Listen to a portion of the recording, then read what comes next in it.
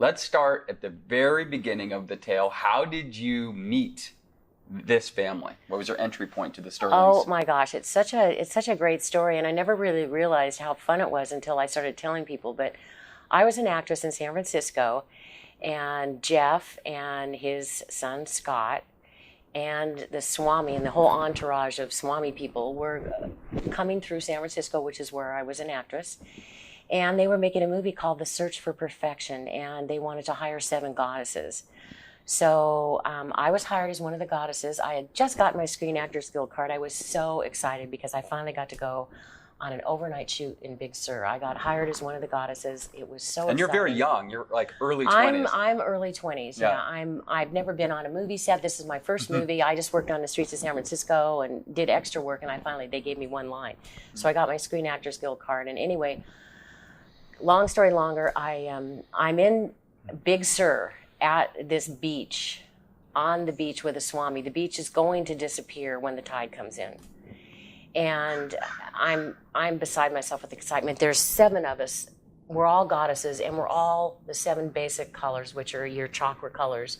I was green. I can remember I was not happy about being green, mainly because they painted my face green. So each woman, each of these goddesses, the 7 got painted a different color of the rainbow, basically. Well, I think I was the only one who actually had a green face. It was a very famous, it was a real, set. The guy who did Little Bighorn was the makeup man, and, everybody had on a giant robe with a hood in their color. So there was like red and yellow and blue and green and all the colors. And so I'm on the beach that's going to disappear when the tide comes in with his Swami, and Jeff comes up with, all the shirts come up in the cowboy boots and goes, "Hey, dolls.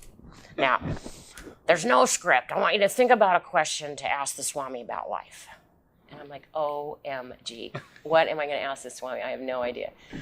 So I thought, and luckily I wasn't the first person. I think I was number 3, but I depths of my soul, why aren't I satisfied? Because I had everything I thought, I'm young, I'm happy, I thought I had everything that I needed, but there was something missing. So I asked the Swami, why aren't I satisfied? And, the answer, it took me a long time to actually grok his message, which was that you're looking for satisfaction in a place that can never be satisfied because your desires are just going to continue forever.